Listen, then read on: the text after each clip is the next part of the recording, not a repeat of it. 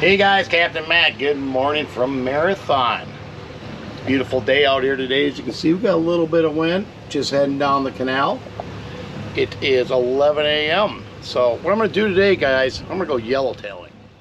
Hey guys, at the end of the video, I'm going to go over a bunch of captain's tips, so to speak, as far as yellowtailing goes. So stay tuned till the end, and I'll also show you guys how I run the anchor in a more detailed fashion.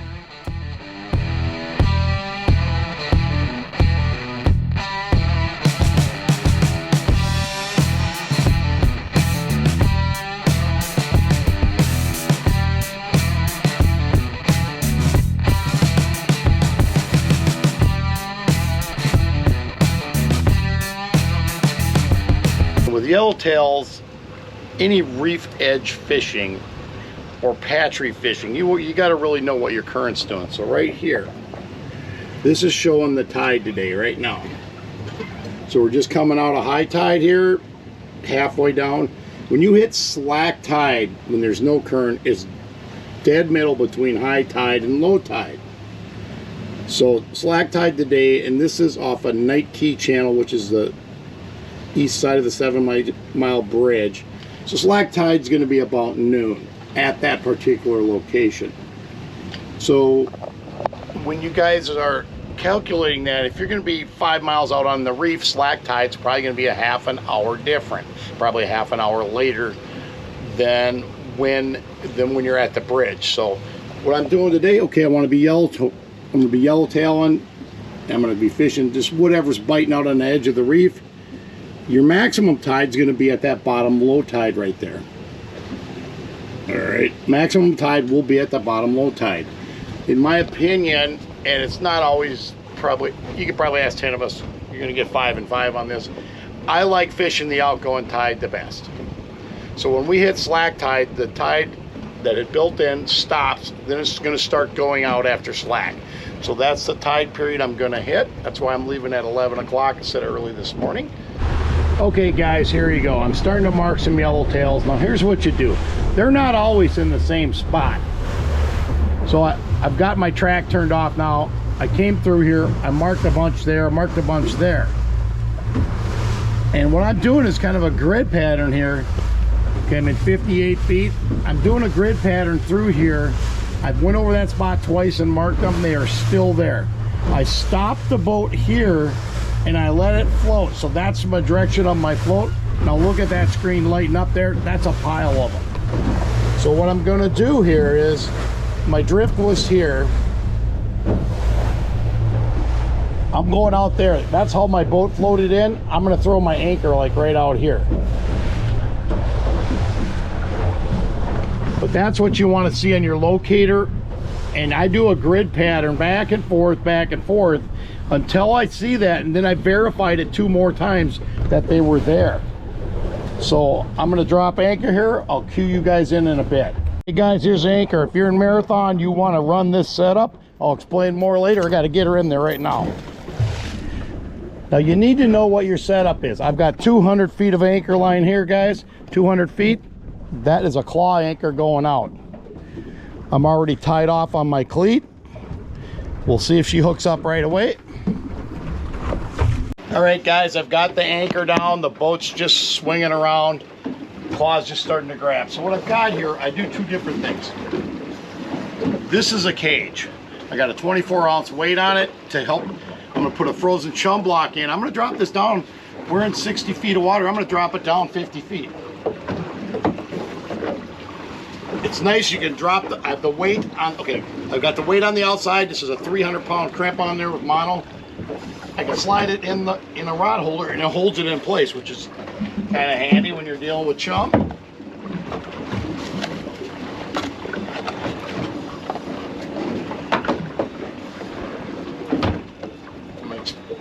So you get this guy locked in here and down he goes. Watching my anchor rope, which way the boat's going to turn. My anchor rope's going this way. I'm just making sure I'm not going to get it tangled up. So I've got it clipped on the top. Down it goes. What that does is, when we set the boat up, when you got your chum just floating on top, it floats back. It's floating back and gradually sinking. Right now, underneath the locator, there's a ton of fish under there right now. So I'm in 58 feet. I got 50 feet of line. I'm gonna cleat this guy off at about 45, 50 feet. So what that does, that's very important. That chum block is right down in the fish right now. It's right in where the fish are. So instead of having your chum on the top just floating back behind the boat, it's going to float back to the surface of the water. Your chum's floating and it just gradually gets deeper. This gets the chum straight down where the fish are and keeps them by your boat. So what I gradually do is I'll bring it up 5 feet at a time, 5 feet at a time, over about a half an hour to 45-minute period. I'm also going to throw out the other chum block behind the boat, guys.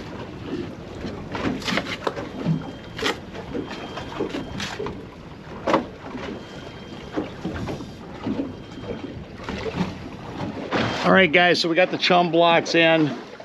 Again, you can see the boat. You can see the boat bouncing that guy there, just gradually bouncing them. You got a nice flow of chum. We've already got, we got a remora in here. That tells you there's a big shark close by. That's usually not a good sign. We will see what happens. If you start yellowtailing and all of a sudden you got sharks burning up in your slick and they're grabbing your tails, you're going to be in for a long afternoon. Basically, what you're going to want to do is move the boat. And I'm going to watch this. Super clear water today. You can see the bottom. We're in 59 feet right now.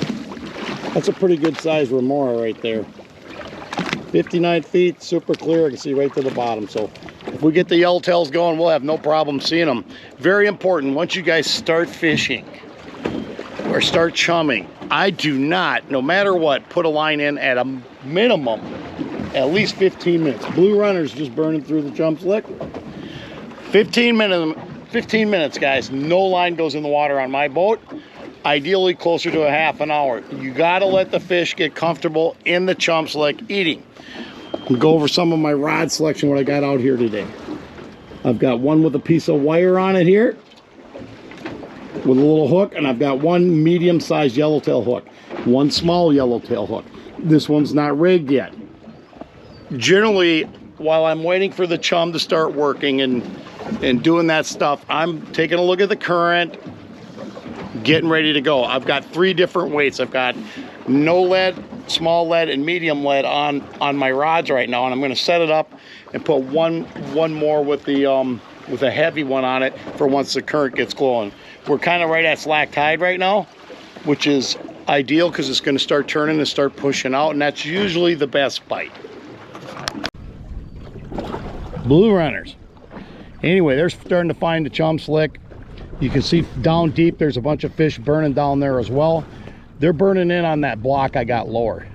The ones that are way down there, you can see the bottom. It's crystal clear today. So I've got fish coming in, on both chum blocks, and I'm going to gradually start bringing that bottom one up, and then I'll just stick to the top block once we get going. These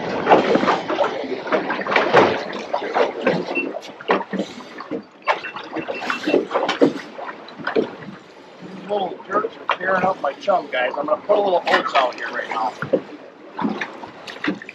I don't know if those guys will eat the Oats. The yellowtail love the Oats. Get this going a little better. Looking at it.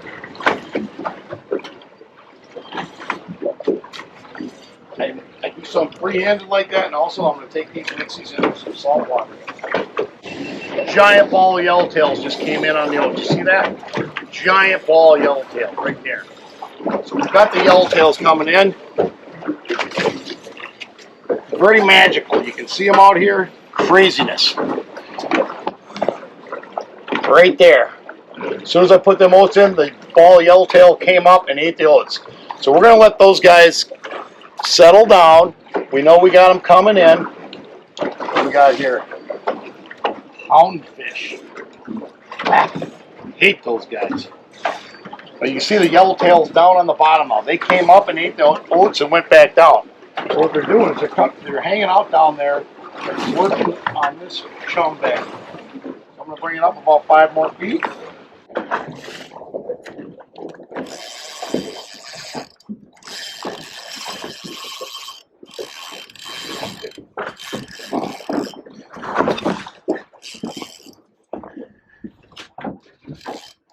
All right, guys, just drop the jig down. Okay, guys, just drop the jig down. Just hook the yellowtail.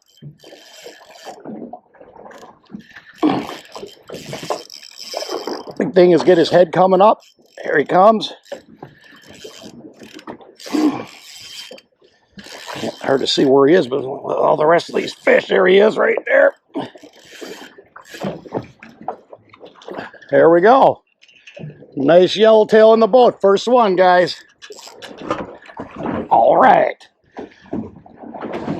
Target species acquired. Look, he was eating, so you can grab the hook out of him and get back down there. Okay, I just dropped some oats in like a minute ago, and I just casted my bait, my shrimp, out above the oats there. You can see fish balling up around it right now. And the whole key to yellowtailing, guys, is keep your line feeding out. And once it takes off, the line's going to peel off. You just flip the bail and pick the rod tip up. You do not set the hook on these things. They'll set it themselves. There, you can see the yellow ball down there right now. All of a sudden, it's just white and yellow all around where those oats are. So the school's staying back down there a little ways.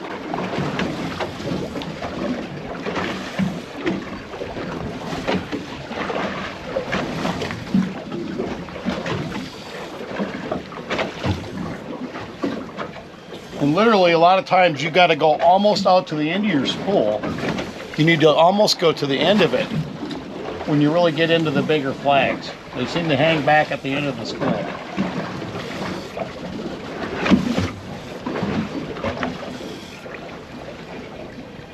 And I'm just keeping that line free flowing out. You don't want to hold on to your line. There, something's pulling on it right there. You just pick the rod tip up, just like that.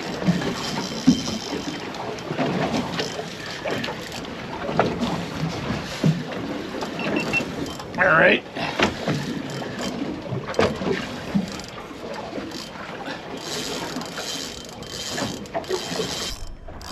He's not a happy guy.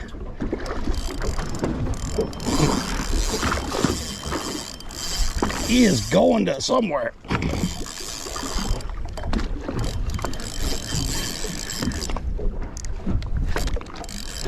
Trying to get him back up here, guys. He ran up in the front.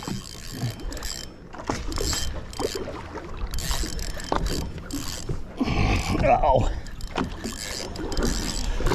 I'm trying to get him up front here.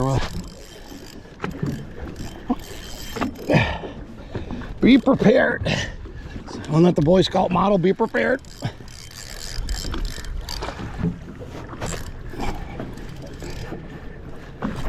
I don't want him to get wrapped around that either. Shit. Oh, nice big yellowtail, guys. Great big one.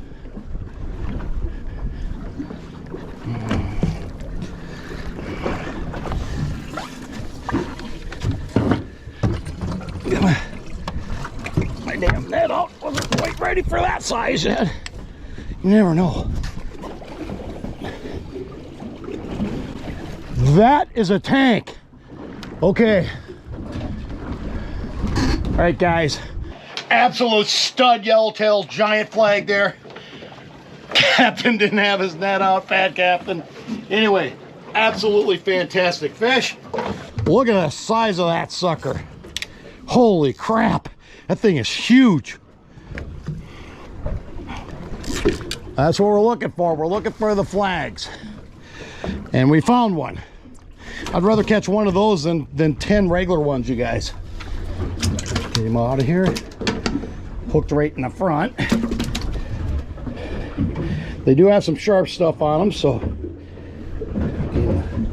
cooperate here. He may or may not.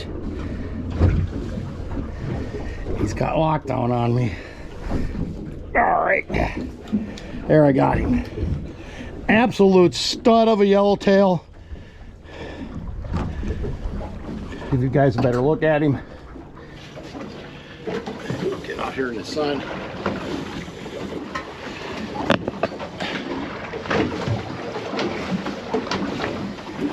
There we go, guys. That's a giant yellowtail. I'll tell you how big he is right here. Giant fish.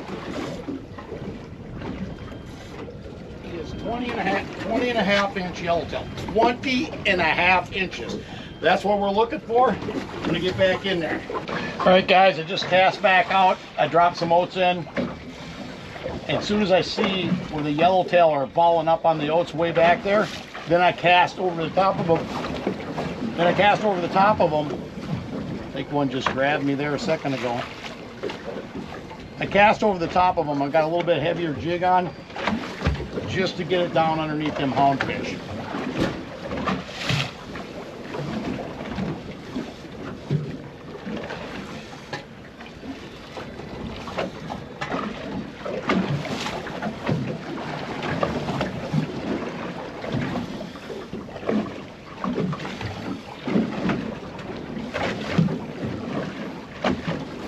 There, one grabbed it right there. Again, you lift the rod tip up. It's a big fish. It's another big one.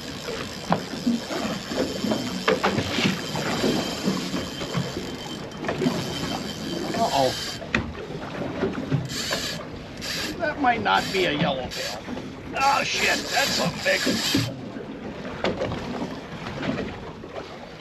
Don't know what it was. It was not a yellowtail.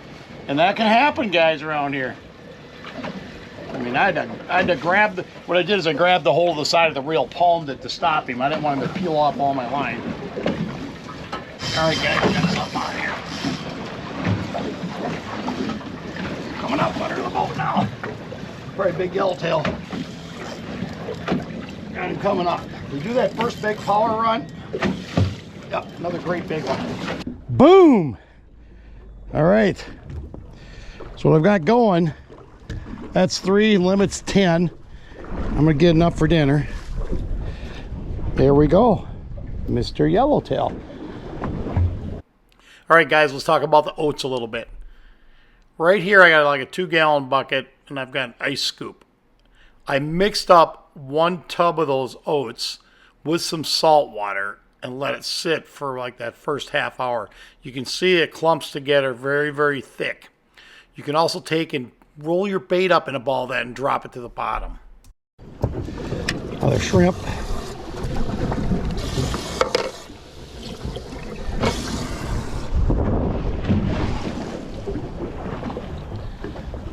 Right now that ball is coated. The ball of oats is just full of yellowtail right down there.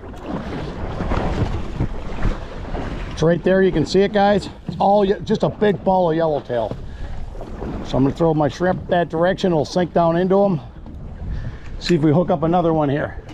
Guys, the boat swung back over. You can see the huge school of yellowtail just underneath me. A big barracuda just swam through. Usually that's not good news. When you put the oats in the water, they have a little bit of oat milk that comes off of them, or a little dust. There goes one right there. Again, see, he hooked himself. And when you first get them on, you just got to give them a second. Give that fish a second or two to settle down. You don't want to try to just jerk him right in the boat, right out of the chute. This one's not as big, I don't think. You never know. He's coming right up underneath the boat. Oh, he ain't bad. Barracuda. All right, you see the cuda missing? What the heck? Buried it. Barry almost got breakfast there. Just missed him. When that starts going on, guys, then you got to take, you're going to want to take and beat that drag up a little bit. You're going to have to get after him. Right now, that ball is coated. The ball of oats is just full of yellowtail right down there. Right there, you can see it, guys. All just a big ball of yellowtail. So I'm going to throw my shrimp that direction. It'll sink down into them. See if we hook up another one here. They're that direction right off to my rod tip. Let's see what happens.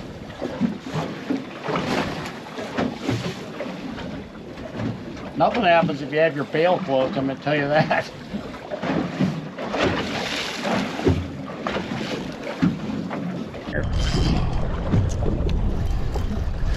coming up under the boat now. Probably a big yellowtail. Got him coming up. They do that first big power run. Yep, another great big one.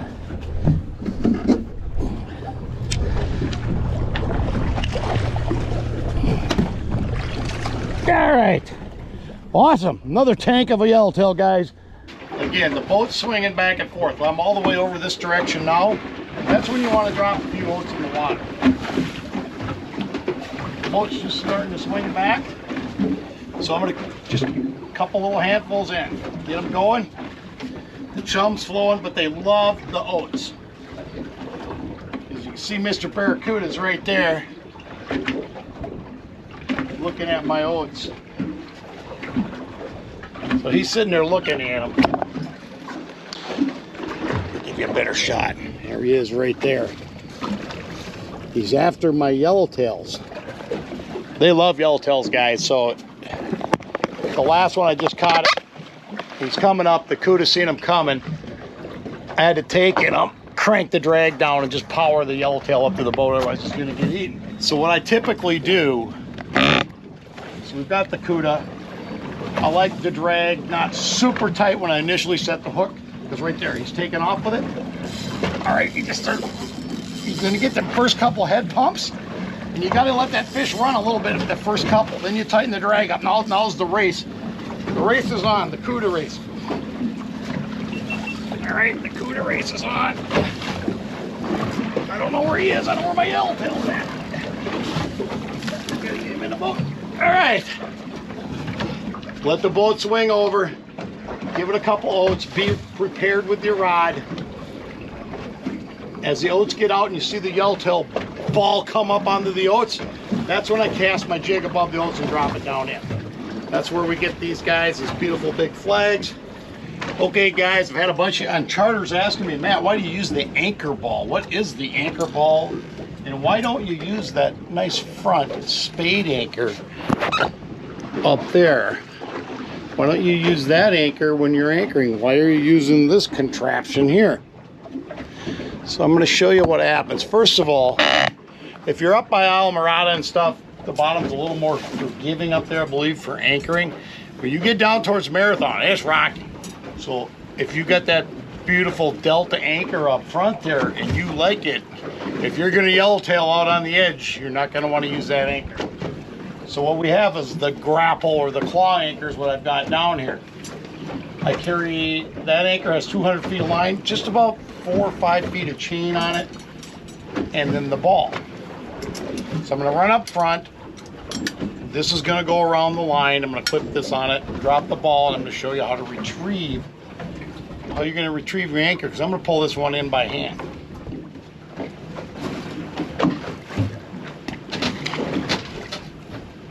So basically I'm going to run a J on this. You do not want that thing in the whole time because it'll spin around. That ball will spin around and get all tied up on your anchor rope.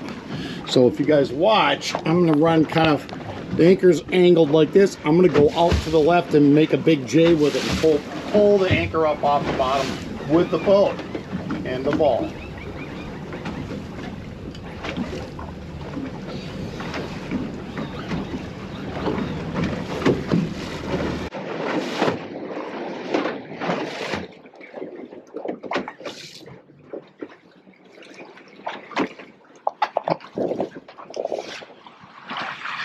Big thing is, do not get a caught in your propellers. Obviously, rule one. And when you're doing this, guys, there's a lot of torque going to come on this thing. You want to make sure everybody in the boat's holding on and nobody's in line with that anchor rope in case it were to snap or break off. Here we go. There's 200 feet of line on this.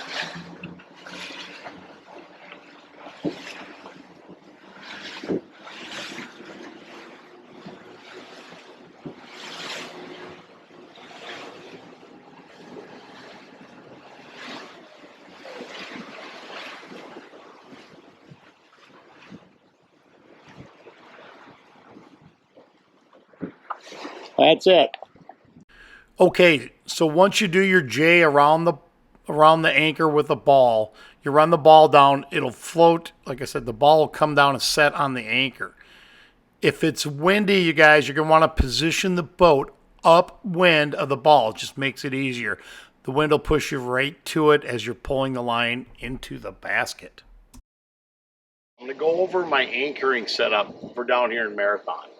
If you use your standard Delta anchor, V, like a V anchor or a Navy fluke style anchor, on the reef out here, you're going to lose your anchor and half your line. So what a lot of us use down here are the grapple. This is a grapple anchor. As you can see, it's just got these hooks. This one's bent a little bit. I probably hooked it on a rock and it bent when I was pulling it out. So I used 4 feet of chain. That's it, guys. With a standard anchor, you want 20 feet of chain on it. With this, you don't. If you've got 20 feet of chain set up on this style anchor, when you drop it down on the edge of the reef, that chain's going to get wrapped in around the rock or the coral, and you're going to lose your anchor. So I use 4 feet, just a little extra weight. Standard clip on the end of it. With the anchor, it's connected to I've got 200 feet of line here. On the end of the line, I've got this loop I made. There's a lot of videos on YouTube how to do this. I made this myself. It's kind of cool. So this goes onto the cleat on the boat. I use 200 feet every time I drop the anchor. You'll notice the chain is connected to the bottom of the anchor here. Again, another quick connect. It's connected to the bottom. And I've got, I believe it's a 200-pound zip tie here. This thing's super heavy. I'll put a link to it below on Amazon. But super heavy zip tie. So in the event you really get this buried, this will pop out and it'll flip up and you'll pull the anchor up backwards. So as far as retrieval, I'm going to tell you guys something. This is a game changer. I've got the float ball. What this does, I got the ball, a clip, and a ring. The ring, when you're ready to pick your anchor up, you slip the ring around the anchor, up at the boat, obviously, and you clip this on it. It just goes on it like this. Toss it over the boat, and when you take off with your boat, guys, if your anchor line's here, you don't want to go straight at the anchor line. You want to angle the boat like this. The front of the boat's here. It'll make kind of a J, and that ball will slide down. You want to kind of power a J around it. That ball will slide down an anchor line and pop the anchor up. And once it gets down towards the end of the anchor, when the anchor's coming up, that ball will actually slide. This will slide all the way up. It'll be hanging here. So it'll be hanging up here. So all you got to do is flip the boat upwind of where it's hanging, and the wind will float you into the ball. And you just kind of hand pull the line in. It doesn't require much pulling. There's hardly any resistance. You're just picking up the line, dropping it in the basket. Hey guys, thanks for tuning in on today's video. If you haven't had a chance yet, please smash that subscribe button. I've got a lot more people watching than are subscribed, so smash that button and give me a thumbs up if you like the content. Okay, as far as today's show, I'm going to give you guys some of the captain's tips. First thing, guys, when we're heading out yellowtailing, we want to find the fish. You've seen me do the grid search, find them, re-verify they're in the same spot, calculate where you need to drop the anchor, get 200 feet above the fish, float back over, drop the anchor. When you first get there, start chumming. It's a huge bonus to have that chum block down in the water and then work its way up. After you're chumming, you got to wait for it, guys. Minimum of 15 minutes, ideally a half an hour. Let them fish get comfortable while they're eating. While you're doing that, take some time, get your rod ready, get everything going. As far as bait goes, I was using live shrimp today. It's hard to go wrong with those, you guys. Cut up ballyhoo works really, really well as well. Cut up bonita works really well also. Oats. Make sure you got some oats on the boat. And when you start fishing, do one line at a time. And you don't set the hook, you guys. Let the fish set the hook. And you got to give them first few head shakes prior to really putting the heat on to get them to the boat. This is Captain Matt signing off for today. Thank you for tuning in.